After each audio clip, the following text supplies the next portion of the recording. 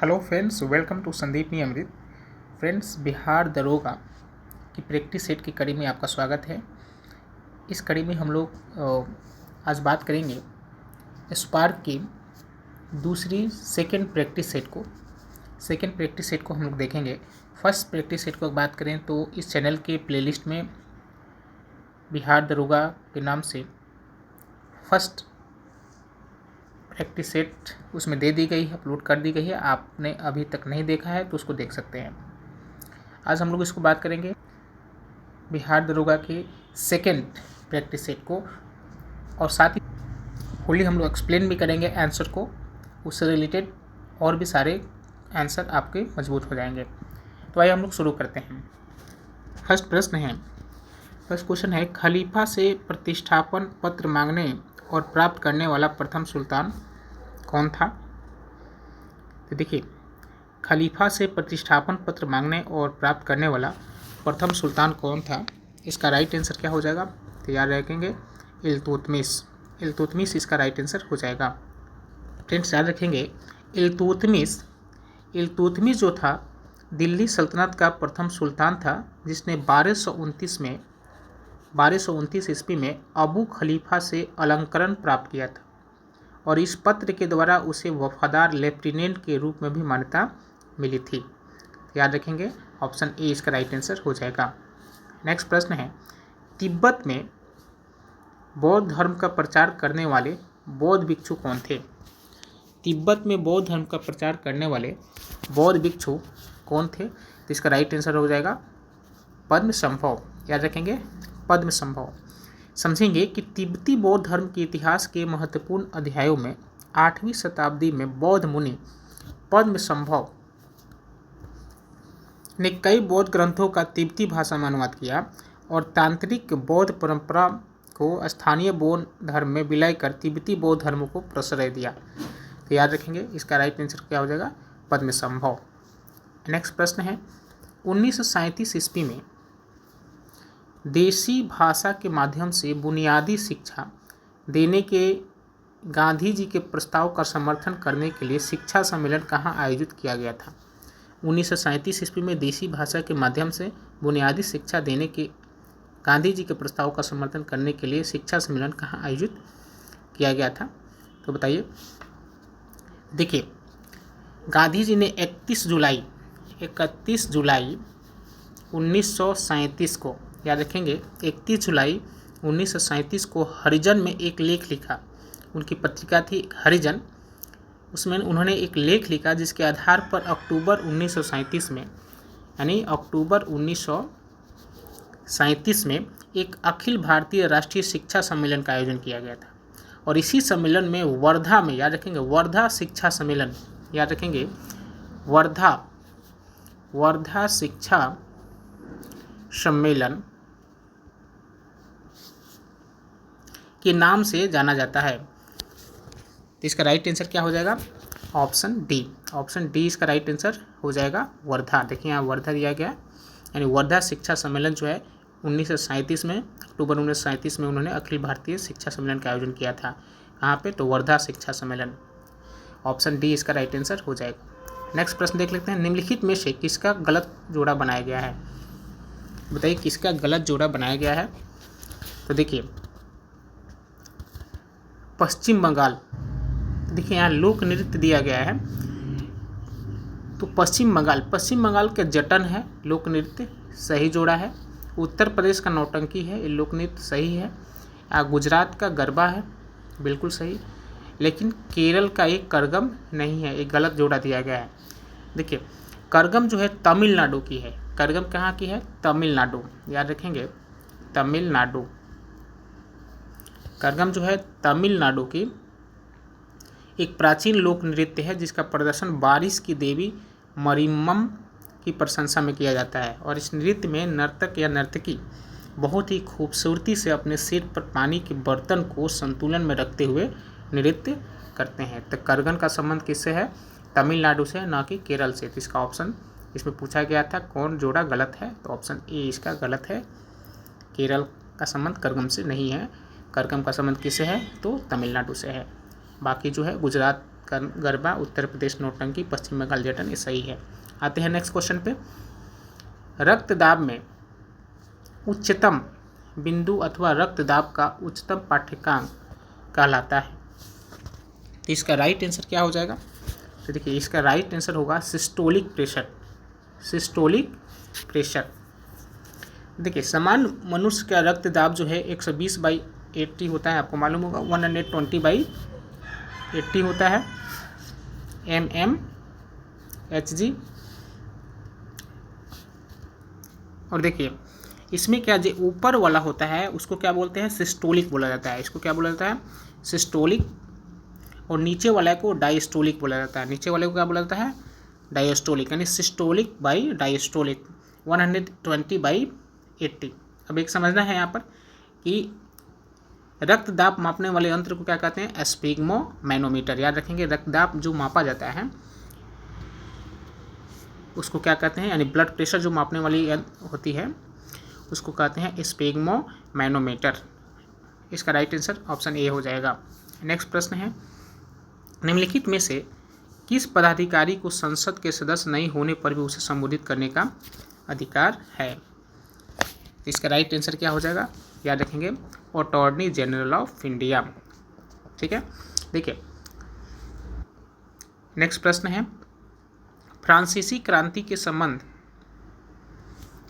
Pamphlet what is the third state किसने लिखा था? तो इसका राइट आंसर क्या हो जाएगा? देखिए इसका राइट आंसर होगा ABCS ने लिखा था। देखिए ये जो है कि पैम्पलेट जो है what is the third state राजनीतिक पैम्पलेट है जिसे फ्रांसीसी क्रांति के फैलने से पहले फ्रांसीसी विचारक और पादरी अब्बे इमानुएल जोसेफ CS ने जनवरी 1789 में लिखा था। और इसी पैम्पलेट में CS ने यह कहा था कि फ्रांस का थर्ड स्टेट फ्रांस की सामान्य जनता एक राष्ट्र है। नेक्स्ट प्रश्न देख लेते हैं, प्रत्येक वर्ष के किस कैलेंडर माह में प्रत्येक प्रथम 4 तारीखें अर्थात 1 से 4 तक विशिष्ट प्रयोजन से विश्व अंतर्राष्ट्रीय दिवस के रूप में मनाई जाती है? इसका राइट आंसर होगा अक्टूबर। देखिए अक्टूबर की प्रथम 4 तारीखों में अलग अलग दिवस मनाए जाते हैं। 1 अक्टूबर को विश्व शाकाहारी दिवस मनाया जाता है। 1 अक्टूबर को विश्व शाकाहारी दिवस मनाया जाता है, विश्व शाकाहारी दिवस। फिर देखिए, फिर 2 अक्टूबर को भी मनाया जाता है। 2 अक्टूबर को मनाया जाता है अहिंसा पर अंतर्राष्ट्रीय दिवस। 3 अक्टूबर को क्या मनाया जाता है? 3 अक्टूबर को मनाया जाता है विश्व पर्यावरण दिवस। और 4 अक्टूबर को विश्व पशु कल्याण दिवस मनाया जाता है। तो इसका राइट आंसर क्या हो जाएगा? ऑप्शन डी इसका राइट आंसर हो जाएगा। नेक्स्ट प्रश्न है, स्फीति से संबंध गतिरोध ऐसी स्थिति जिसका अभिलक्षण है। तो इसका राइट आंसर होगा स्फीति और बेरोजगारी बढ़ना। ऑप्शन डी इसका राइट आंसर हो जाएगा। देखिए यहाँ समझना है कि स्फीति जो है स्टैगफ्लेशन जिसको कहते हैं, उस स्थिति को दर्शाता है जब मुद्रास्फीति की दर और बेरोजगारी दर दोनों ही उच्च रहते हैं या किसी देश के लिए आर्थिक रूप से एक मुश्किल स्थिति होती है।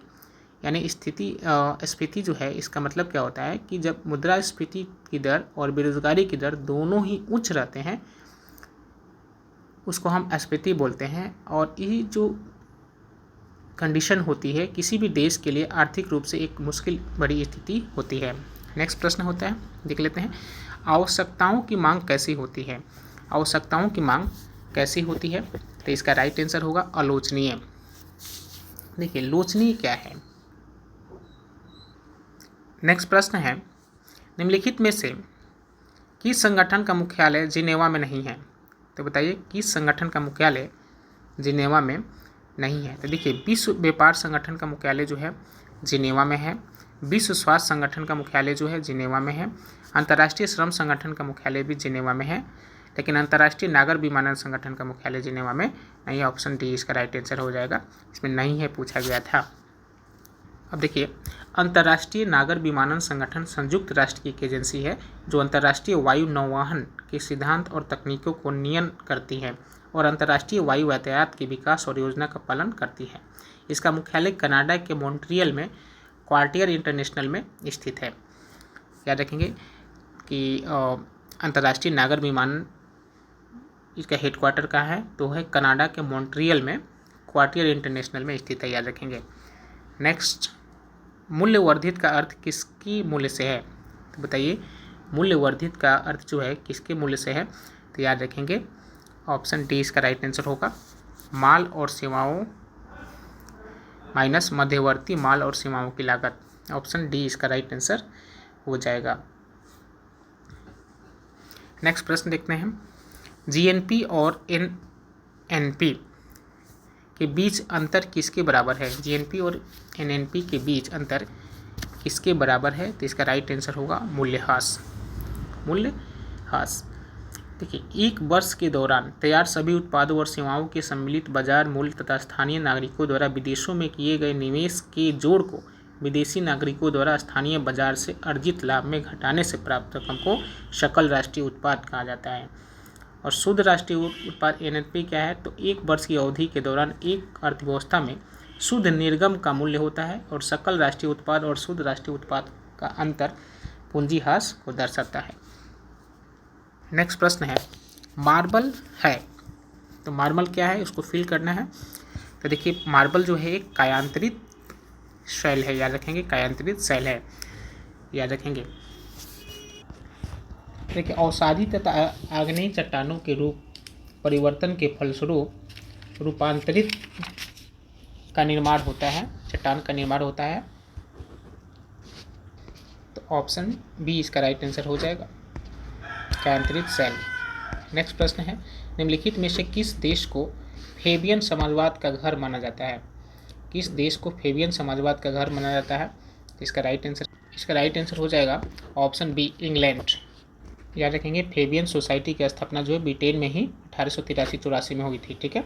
और रॉबर्ट ओवेन तथा चार्टिस्ट आंदोलन के प्रभाव से यहाँ स्वतंत्र मजदूर आंदोलन की नींव पड़ चुकी थी। फेबियन सोसाइटी ने इस आंदोलन को दर्शन दिया। फेबियन समाजवादियों का विचार है कि पूंजीवाद को केवल एक मुठभेड़ में क्रांतिकारी मार्ग द्वारा परास्त नहीं किया जा सकता, इसके लिए पर्याप्त काल तथा सोच विचार और तैयारी की आवश्यकता है। तो याद रखेंगे किस देश को फेबियन समाजवाद का घर माना जाता है, तो माना जाता है इंग्लैंड को। प्रश्न है, पादप जल संबंधों में जो चित्र दिया हुआ है, सिंबल दिया है, W प्रतीक का प्रयोग क्या दर्शाने के लिए किया जाता है, तो इसका राइट आंसर होगा जल विभव। नेक्स्ट प्रश्न है, पशु में हीमोग्लोबिन के सदृश पौधों में कौन सा अणु होता है, तो इसका राइट आंसर होगा क्लोरोफिल होता है। नेक्स्ट प्रश्न है, मुगल बादशाह बाबर का शासनकाल था, तो बताएंगे कि मुगल बादशाह बाबर का शासनकाल कब था, कब से कब तक, तो याद रखेंगे 1526 से लेकर 1530 ईस्वी तक था मुगल बादशाह बाबर का शासनकाल, ऑप्शन ए इसका राइट आंसर हो जाएगा। आपको मालूम होगा कि 1526 ईस्वी में जब लोदी वंश दिल्ली सल्तनत की सत्ता पर आरूढ़ थी, उसी समय बाबर ने पानीपत की लड़ाई में इब्राहिम लोदी को पराजित कर दिल्ली को अपने अधीन कर लिया था और मुगल राजवंश की स्थापना की थी। और 26 दिसंबर 1530 ईस्वी को बाबर की मृत्यु हो गई और 30 दिसंबर 1530 को हुमायूं बाबर के उत्तराधिकारी के रूप में गद्दी पर बैठा। तो इसका राइट आंसर 1530 तक, यानी 1526 से लेकर 1530 ईस्वी तक। नेक्स्ट प्रश्न है, सामान्यतः किस तार के साथ स्विच को संयोजित किया जाता है, किस तार के साथ स्विच को संयोजित किया जाता है, तो इसका राइट आंसर होगा फेज तार। नेक्स्ट प्रश्न है, पृथ्वी की सतह से सबसे दूर वातावरणीय परत को क्या कहते हैं, पृथ्वी की सतह से सबसे दूर वातावरणीय परत को क्या कहते हैं, तो इसका राइट आंसर हो जाएगा ऑप्शन बी, बहिर्मंडल। नेक्स्ट प्रश्न है, दक्षिण अमेरिका के शीतोष्ण चारागाहों घास स्थल को क्या कहते हैं, तो इसको कहते हैं पैम्पास। याद रखेंगे, दक्षिण अमेरिका के जो शीतोष्ण चारागाह हैं यानी घास स्थल है उसको क्या कहा जाता है, पैम्पास कहा जाता है, याद रखेंगे, इंपॉर्टेंट है। प्रश्न है, समोच्च रेखाएं कैसे स्थानों को मिलाते हुए खींची जाती है, समोच्च रेखाएं कैसे स्थानों को मिलाते हुए खींची जाती है, तो इसका राइट आंसर होगा माध्य समुद्र तल से सम ऊंचाई वाले, ऑप्शन ए इसका राइट आंसर हो जाएगा। नेक्स्ट प्रश्न देख लेते हैं। प्रश्न है, निक्षालन और ऑक्सीकरण द्वारा निर्मित मृदा कौन सी होती है, तो निक्षालन और ऑक्सीकरण द्वारा निर्मित कौन सी मृदा होती है, तो इसका राइट आंसर होगा ऑप्शन बी, मखरला लैटेराइट मिट्टी, ऑप्शन बी इसका राइट आंसर हो जाएगा। प्रश्न है कौन सा जल डमरू मध्य स्टेट ऑस्ट्रेलिया और तस्मानिया को अलग करता है। तो कौन सा जल डमरू मध्य जो है ऑस्ट्रेलिया और तस्मानिया को अलग करता है। तो इसका राइट आंसर होगा boss, option B, A answer right होगा बास। नेक्स्ट क्वेश्चन है फोटोन किसकी मूलभूत मात्रा है। फोटोन किसकी मूलभूत यूनिट है। तो इसका राइट आंसर होगा प्रकाश की, याद रखेंगे प्रकाश की। देखिए फोटोन प्रकाश और अन्य विद्युत चुंबकीय विकिरण के मूलभूत कण को बोला जाता है। फोटोन का द्रव्यमान जो है शून्य होता है और सारे मूलभूत कणों की तरह फोटोन भी तरंग कण द्विरूप दर्शाते हैं, यानी कि उसमें तरंग और कण दोनों ही प्रवृत्ति होती हैं। नेक्स्ट प्रश्न है विलोडन द्वारा हिलाया गया द्रव किसके कारण स्थिर हो जाता है। तो इसका राइट आंसर होगा श्यानता के कारण। किसके कारण। श्यानता के कारण। देखिए श्यानता यानी वाइसोसिटी किसी तरल का वह गुण है जिसके कारण वह किसी बाहरी प्रतिबल या अपरूपक प्रतिबल के कारण अपने को विकृत करने का विरोध करता है।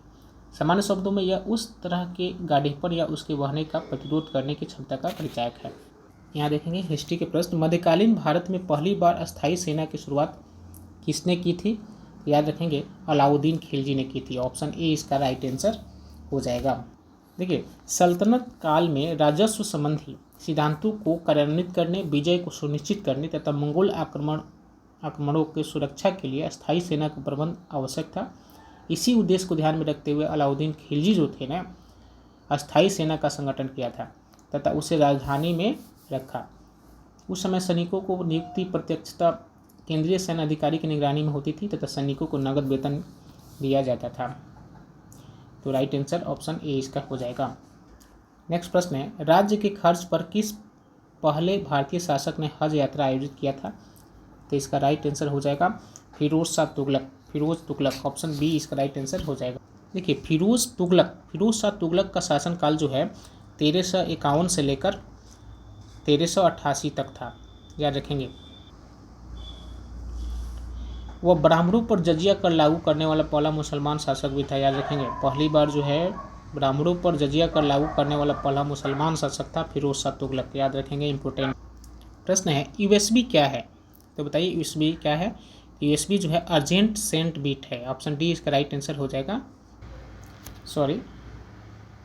इसका राइट आंसर क्या होगा। यूएसबी क्या है तो राइट आंसर हो जाएगा यूनिवर्सल सीरियल बस, याद रखेंगे यूनिवर्सल सीरियल बस, इसका ऑप्शन सी इसका उत्तर हो जाएगा। नेक्स्ट प्रश्न है एक आवर्त में Li से F तक आयनन विभव का अनुमान नहीं लगाया जा सकता, ऑप्शन ए इसका राइट आंसर हो जाएगा। नेक्स्ट प्रश्न है निम्नलिखित में से किस धातु में कॉपर सल्फेट विलयन घोल से तांबे कॉपर का निक्षेप हो जाता है। तो इसका राइट आंसर क्या हो जाएगा बताइए। इसका राइट आंसर होगा लौ, ऑप्शन सी इसका राइट आंसर हो जाएगा। नेक्स्ट प्रश्न है जोंक मवेशियों पर कैसा बाह्य परजीवी होता है। जोंक जो मवेशियों पर कैसा बाह्य परजीवी होता है। तो इसका राइट आंसर क्या हो जाएगा, ऑप्शन सी रक्त पिपासु, याद रखेंगे, ऑप्शन सी। नेक्स्ट प्रश्न है कितने कोष्ठों में स्तनी मैमेलियन हृदय होता है। तो इसका राइट आंसर क्या हो जाएगा, ऑप्शन ए 4, ऑप्शन ए इसका राइट आंसर हो जाएगा। जब जर्मेनियम जाली में आर्सेनिक परमाणु डाले जाते हैं तो क्या बन जाता है। तो इसका राइट आंसर क्या होगा, ऑप्शन डी बाह्य सेमीकंडक्टर, याद रखेंगे, ऑप्शन डी इसका राइट आंसर हो जाएगा।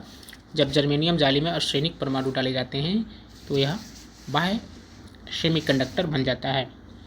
नेक्स्ट प्रश्न है निम्नलिखित में से 4 संवतों के आरंभ के कालक्रम में कौन सा क्रम सही है। निम्नलिखित में से 4 संवतों के आरंभ के कालक्रम में कौन सा क्रम सही है। तो इसका राइट आंसर क्या हो जाएगा, याद रखेंगे ग्रेगोरियन, शक, गुप्त, हिजरी, याद रखेंगे। पहले ग्रेगोरियन, उसके बाद शक, उसके बाद गुप्त, उसके बाद हिजरी, ये जो है क्रम सही है। सबसे पहले क्या आया तो ग्रेगोरियन, उसके बाद शक संवत, उसके बाद गुप्त संवत, उसके बाद हिजरी संवत, ऑप्शन बी इसका राइट आंसर हो जाएगा। नेक्स्ट प्रश्न देख लेते हैं ज्ञानपीठ पुरस्कार प्राप्त करने वाला प्रथम हिंदी लेखक कौन था। तो इसका राइट आंसर क्या हो जाएगा, याद रखेंगे सुमित्रा नंदन पंत, ऑप्शन बी इसका राइट आंसर हो जाएगा, सुमित्रा नंदन पंत। देखिए, सुमित्रा नंदन पंत को वर्ष 1968 में, याद रखेंगे, वर्ष 1968 में चिदम्बरा के लिए, याद रखेंगे, 68 में किस बुक के लिए? चिदम्बरा के लिए। चिदम्बरा इनकी एक रचना है। चिदम्बरा के लिए ज्ञानपीठ पुरस्कार से सम्मानित किया गया था। कब? 1968 में। इस पुरस्कार को प्राप्त करने वाले वे प्रथम हिंदी लेखक थे और पंत को, यानी कि सुमित्रा नंदन पंत को, हिंदी साहित्य के छायावादी कवियों में श्रेष्ठ माना जाता है। तो ज्ञानपीठ पुरस्कार प्राप्त करने वाले प्रथम हिंदी लेखक कौन थे? तो सुमित्रा नंदन पंत। ऑप्शन बी इसका राइट आंसर हो जाएगा। नेक्स्ट क्वेश्चन देख लेते हैं। अंतर्राष्ट्रीय श्रमिक संगठन यानी कि ILO का मुख्यालय कहाँ है? तो बताइए। देखिए, अंतर्राष्ट्रीय श्रमिक संगठन का मुख्यालय जिनेवा स्विट्जरलैंड में स्थित है। याद रखेंगे, जिनेवा स्विट्जरलैंड में स्थित है। इस संगठन की स्थापना कब हुई थी? तो 1919 में हुई थी। याद रखेंगे, 1919 में इसकी स्थापना, इस संगठन की स्थापना 1919 ईस्वी में राष्ट्र संघ के एक स्वायत्त अंग के रूप में हुई थी। राष्ट्र संघ के अंतर्गत यह प्रथम विशेष अभिकरण था। 1946 ईस्वी में इसे संयुक्त राष्ट्र संघ का अंग स्वीकार कर लिया गया। 1946 में क्या हुआ कि इसके संयुक्त राष्ट्र संघ का अंग स्वीकार कर लिया गया। यह विश्व में श्रमिक, मालिक और सरकार के त्रिविध संगठन का प्रयत्न करने वाला सबसे बड़ा संगठन है। तो इसका राइट आंसर क्या हो जाएगा? पूछ रहा है कि श्रमिक संगठन की मुख्यालय कहाँ है? तो इसका राइट आंसर होगा option D, Geneva. Option D इसका राइट आंसर हो जाएगा, जिनेवा। नेक्स्ट प्रश्न है, किस देश में 3 प्रशासनिक, विधायी और न्यायिक राजधानियां हैं? बताइए। इसका राइट आंसर होगा दक्षिण अफ्रीका। देखिए, दक्षिण अफ्रीका ने अपनी सरकारी सत्ता केंद्र को 3 राजधानियों के बीच विभाजित किया है। प्रिटोरिया कार्यपालिका की राजधानी है, ठीक है, ब्लोमफॉन्टेन न्यायिक राजधानी है और केप टाउन विधायिका की राजधानी है। तो इस तरह से इसका राइट आंसर हुआ ऑप्शन डी।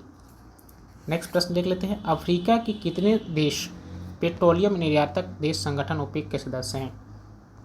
अफ्रीका के कितने देश पेट्रोलियम निर्यातक संगठन ओपेक के सदस्य हैं? इसका राइट आंसर हो जाएगा, इसका राइट आंसर होगा ऑप्शन ए, 4।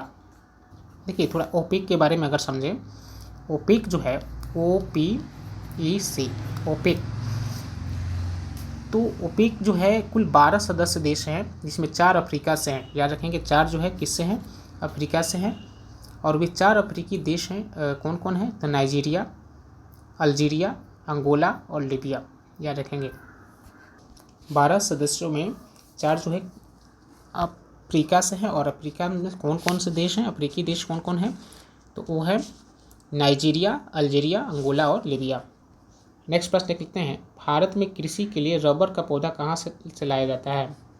ऑप्शन देखते हैं। तो इसका राइट आंसर क्या हो जाएगा? ब्राज़ील। याद रखेंगे, ब्राज़ील से लाया जाता है।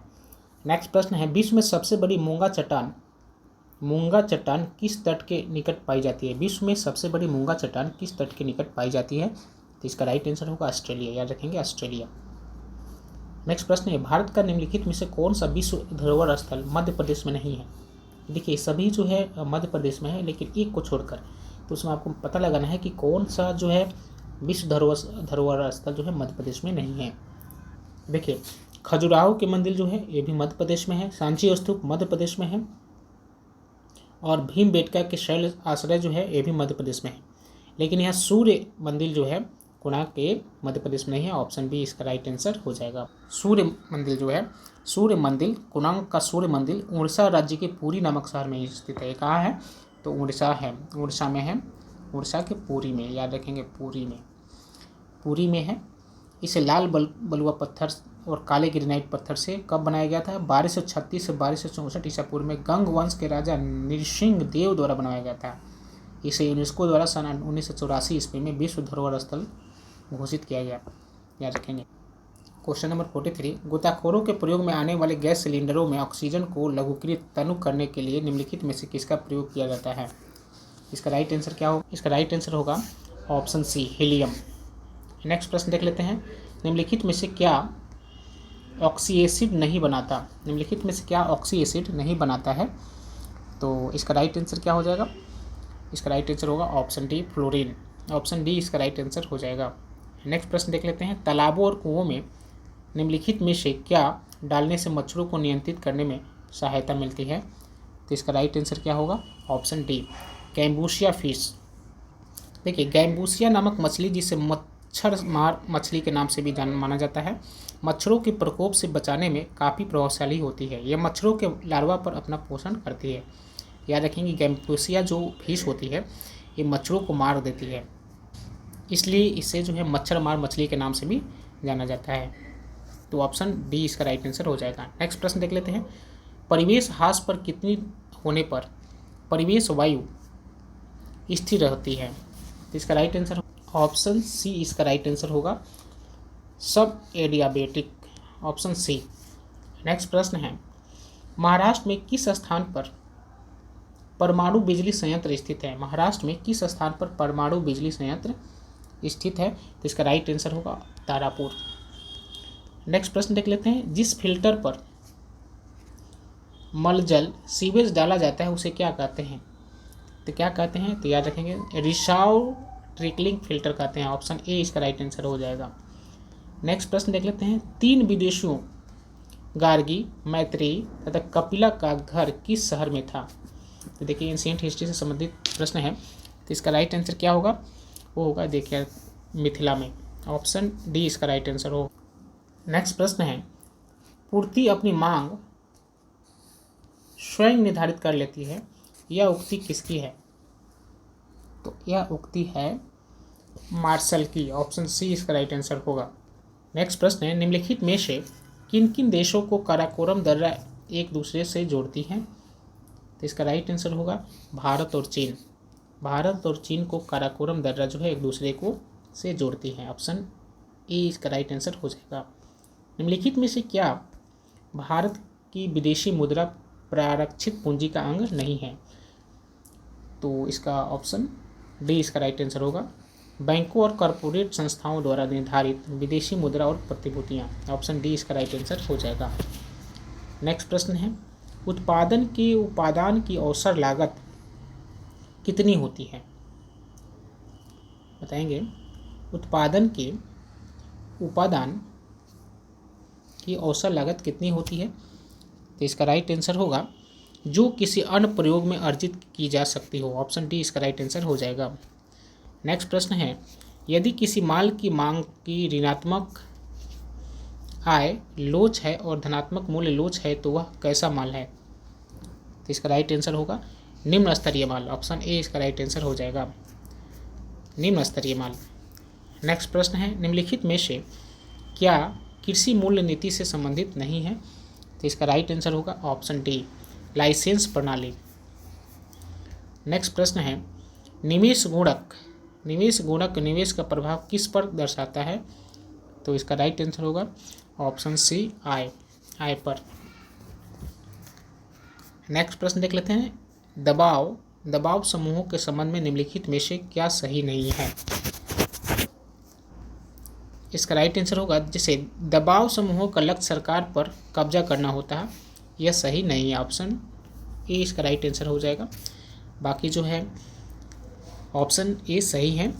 इसमें पूछ रहा था क्या सही नहीं है, तो ऑप्शन ए सही नहीं है। बाकी दबाव समूहों का लक्ष्य सरकारी नीतियों को प्रभावित करना होता है, दबाव समूह अपने समूह के हित को उजागर करते हैं और दबाव समूह का विलक्षण हितों की समरूपता है।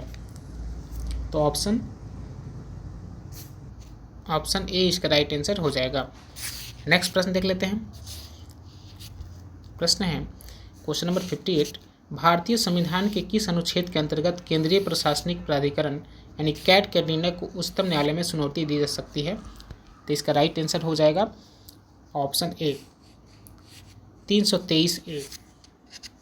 नेक्स्ट प्रश्न है, निम्नलिखित में से क्या बहुल कार्यपालिका का उदाहरण है?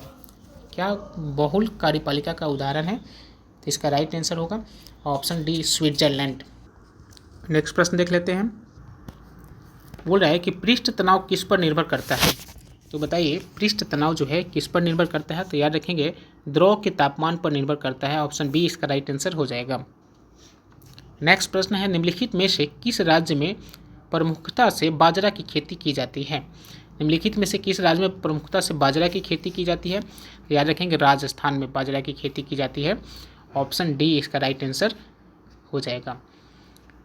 नेक्स्ट प्रश्न है, निम्नलिखित में से नौसेना का सबसे ऊंचा पद कौन सा है? तो बताइए नौसेना का सबसे ऊंचा पद कौन सा है? तो इसका राइट आंसर क्या होगा? तो याद रखेंगे एडमिरल है, एडमिरल। ऑप्शन ए इसका राइट आंसर होगा। पाकिस्तान नाम किसने गढ़ा था? देखिए हिस्ट्री से संबंधित प्रश्न है। पाकिस्तान नाम किसने गढ़ा था? तो याद रखेंगे चौधरी रहमत अली ने गढ़े थे। ऑप्शन डी इसका राइट आंसर हो जाएगा। नेक्स्ट प्रश्न है, किस चार्टर एक्ट से चीन के साथ ईस्ट इंडिया कंपनी का व्यापार एकाधिकार समाप्त हुआ? किस चार्टर एक्ट से चीन के साथ ईस्ट इंडिया कंपनी का व्यापार एकाधिकार समाप्त हुआ? तो इसका राइट आंसर हो जाएगा ऑप्शन सी इसका राइट आंसर हो जाएगा। Option C charter act 1833 charter act 1833 के साथ जो है चीन के साथ ईस्ट इंडिया कंपनी और का व्यापार अधिकार जो है एकाधिकार समाप्त हो गया। नेक्स्ट प्रश्न देख लेते हैं, परिसंघ बनाने का विचार सर्वप्रथम किसने प्रस्तावित किया था? परिसंघ बनाने का प्रस्ताव सबसे पहले किसने प्रस्तावित किया था? तो इसका राइट आंसर क्या होगा? The Nehru repeat 1928। Option D इसका राइट आंसर हो जाएगा। नेक्स्ट प्रश्न है, वलयाकार रूप में नदियाँ किस दिशा में बहती है? तो इसका राइट आंसर क्या होगा? याद रखेंगे वलय के समान। ऑप्शन सी इसका राइट आंसर हो जाएगा। नेक्स्ट प्रश्न देख लेते हैं, बाल्टिक सागर के बंदरगाह व्यापार के लिए सर्दियों में भी क्यों खुले रहते हैं? प्रश्न है, बाल्टिक सागर के बंदरगाह व्यापार के लिए सर्दियों में भी क्यों खुले रहते हैं? तो इसका राइट आंसर क्या होगा? Option B. देखिए उत्तरी अटलांटिक प्रवाह गर्म सागर धारा उस क्षेत्र में बहती है, इसलिए ऑप्शन बी इसका राइट आंसर हो जाएगा। नेक्स्ट प्रश्न है, जलवायु आधारित क्षेत्रों का वर्गीकरण किसके आधार पर किया जाता है? तो इसका राइट आंसर क्या हो जाएगा? इसका राइट आंसर होगा ऑप्शन ए, भूमध्य रेखा से दूरी। नेक्स्ट प्रश्न है, प्रमुख दक्षिण पश्चिम एशियाई तेल क्षेत्र कहाँ स्थित है? तो इसका राइट आंसर होगा ऑप्शन ए, फारस की खाड़ी के तटीय क्षेत्र में। ऑप्शन ए इसका राइट आंसर हो जाएगा। नेक्स्ट प्रश्न है, निम्नलिखित में से किसके भीतर बृहस्पति का गैलीलियन उपग्रह नहीं है? तो इसका राइट आंसर क्या होगा बताइए? तो देखिए डीमोस में नहीं है। ऑप्शन डी इसका राइट आंसर हो जाएगा। नेक्स्ट प्रश्न है, शीत संवेदी पादपों के झिल्ली लिपिड में क्या होता है? शीत संवेदी पादपों के झिल्ली लिपिड में क्या होता है? तो इसका राइट आंसर होगा ऑप्शन देख लेते हैं, ऑप्शन डी इसका राइट आंसर हो जाएगा, उच्च अनुपात में असंतृप्त वसा अम्ल। ऑप्शन डी इसका राइट आंसर हो जाएगा। प्रश्न है, श्वसन कैसी प्रक्रिया मानी जाती है? तो बताइए श्वसन कैसी प्रक्रिया मानी जाती है? तो याद रखेंगे अपचयी प्रक्रिया मानी जाती है। ऑप्शन बी इसका राइट आंसर हो जाएगा। नेक्स्ट प्रश्न है, भ्रूण के पोषण में कौन सी संरचना सहायक होती है? तो भ्रूण के पोषक में कौन सी संरचना सहायक होती है? तो इसका राइट आंसर होगा ऑप्शन ए, पीतक झिल्ली। ऑप्शन ए इसका राइट आंसर हो जाएगा, पीतक झिल्ली। नेक्स्ट प्रश्न है, ध्वनि की प्रबलता किस पर निर्भर करती है? तो बताइए ध्वनि की प्रबलता किस पर निर्भर करती है? तो याद रखेंगे वो निर्भर करती है एम्पलीट्यूड पर, यानी कि आयाम पर। ऑप्शन सी इसका राइट आंसर होगा। नेक्स्ट प्रश्न है, निम्नलिखित में से किस पशु में पार्श्व रेखा संवेदी अंग नहीं होता? तो होगा शी हॉर्स में। ऑप्शन सी इसका राइट आंसर होगा। नेक्स्ट प्रश्न है, पत्ती जैसी संरचना वाली संगोलित कांग्लोबेट ग्रंथि किसमें पाई जाती है? तो वो पाई जाती है नर कॉकरोच में। याद रखेंगे नर कॉकरोच में। ऑप्शन बी इसका राइट आंसर हो जाएगा। नेक्स्ट प्रश्न है, प्रतिरोध रंग, ध्यान देंगे, प्रतिरोध रंग कोड में चौथा बैंड किसका घोतक है? प्रतिरोध रंग कोड में चौथा बैंड किसका घोतक है? तो बताइए। तो इसका राइट आंसर होगा सह्यता स्तर। ऑप्शन ए इसका राइट आंसर होगा। नेक्स्ट प्रश्न है, खगोल खगोल भौतिकी में बाह्य अंतरिक्ष में परिकल्पित होल को जहां से तारे और ऊर्जा निकलते हैं क्या नाम दिया गया है? तो इसका राइट आंसर क्या होगा? तो इसका राइट आंसर होगा व्हाइट होल। ऑप्शन डी इसका राइट आंसर हो जाएगा। नेक्स्ट प्रश्न देख लेते हैं। न्यूक्लियर रिएक्टर में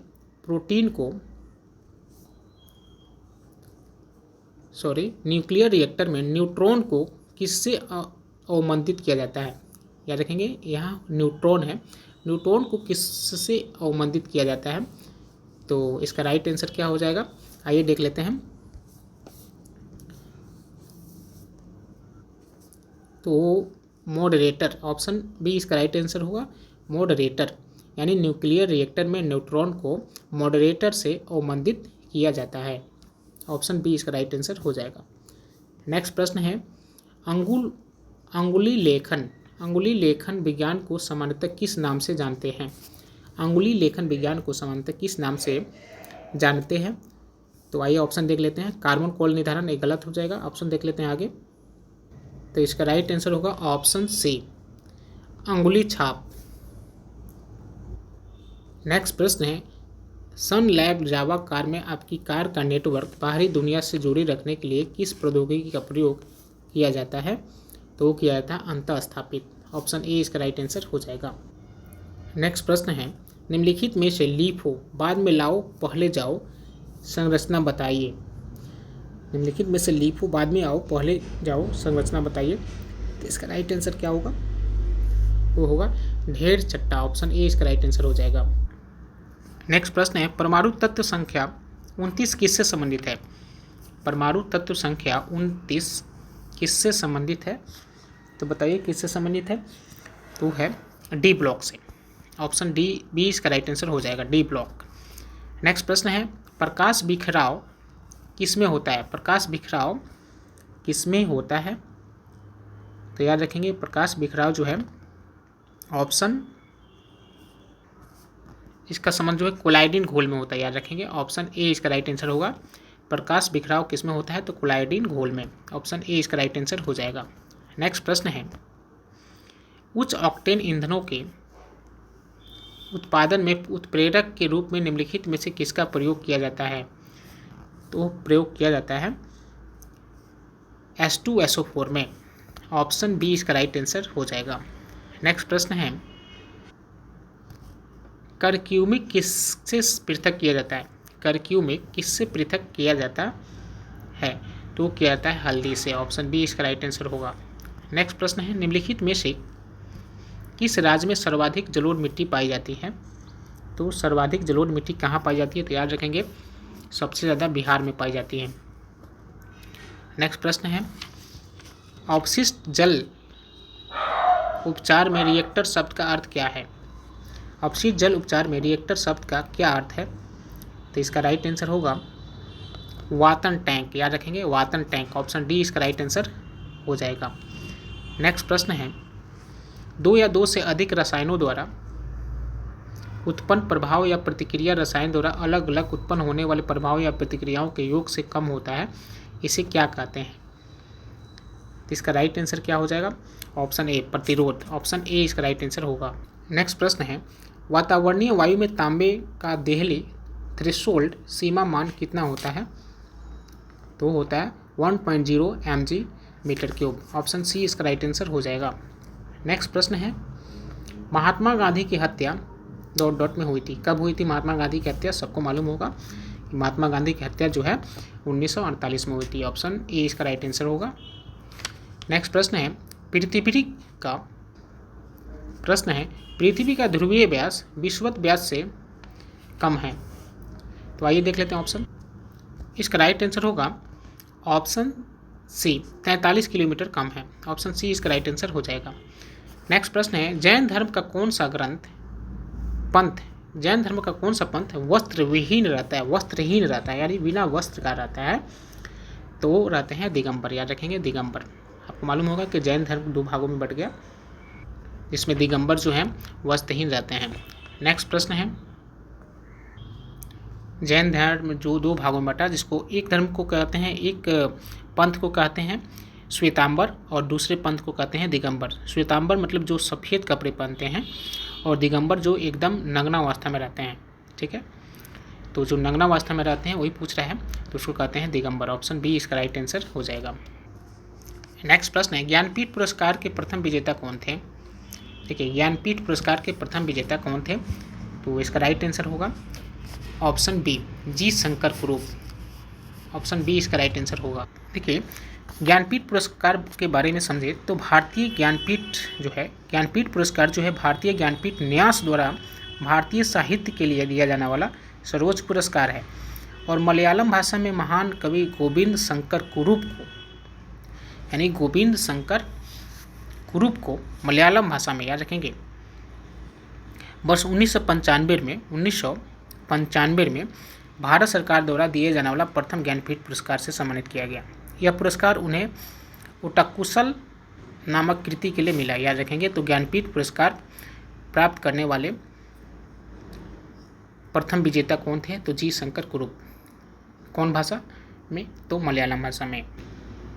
नेक्स्ट प्रश्न है, सलमान रुश्दी की निम्नलिखित रचनाओं में से प्रथम रचना कौन सी थी? देखिए, सलमान रुश्दी द्वारा लिखित पुस्तकों का बहुत सारे उन्होंने पुस्तक लिखी, जिसमें सबसे पहले पुस्तक जो है 1981 में मिडनाइट चिल्ड्रन लिखी थी। कौन लिखी थी? Midnight children. इसलिए इसका ऑप्शन क्या हो जाएगा? ऑप्शन बी इसका राइट आंसर होगा, मिडनाइट चिल्ड्रन। और भी उसके बाद लिखी थी सेम द सिंथेटिक वर्सेस और मूड्स लाइट साई। इसमें सबसे पहले रचना कौन हुई थी? तो मिडनाइट चिल्ड्रन। ऑप्शन बी इसका राइट आंसर होगा। नेक्स्ट प्रश्न देख लेते हैं फ्रेंड्स। आगे जो है मैथमेटिक्स से प्रश्न दिए गए हैं। आप देख सकते हैं कि 24 लड़के और उनके शिक्षक और औसत आयु 15 वर्ष है। अगर शिक्षक की आयु को न गिना जाए तब औसत आयु 1 वर्ष से घट जाती है। शिक्षक की आयु क्या होगी? तो आप इसको सॉल्व कर लेंगे। इससे हम उसका आंसर बता दे रहे हैं। इसका राइट आंसर होगा ऑप्शन बी 39 वर्ष। नेक्स्ट प्रश्न देख लेते हैं 97 मैथमेटिक्स प्रश्न का आंसर क्या होगा? तो इसका राइट आंसर होगा option C 3 whole 3/5 minute. Next 98 का राइट आंसर होगा option A 2.5 second. Question number 99 का राइट आंसर होगा ऑप्शन बी 50 रुपीज़। और लास्ट क्वेश्चन 100, इसका आंसर होगा 25%। तो फ्रेंड, ये थे बिहार दरोगा के प्रैक्टिस सेट का दूसरा सेट, जो कि इस बार पब्लिकेशन से लिया गया है। फ्रेंड्स, अगर वीडियो अच्छा लगा हो तो लाइक कीजिए, सब्सक्राइब कीजिए एंड शेयर कीजिए। मिलते हैं एक नए वीडियो में इसी जोश के साथ। Thank you, have a nice day.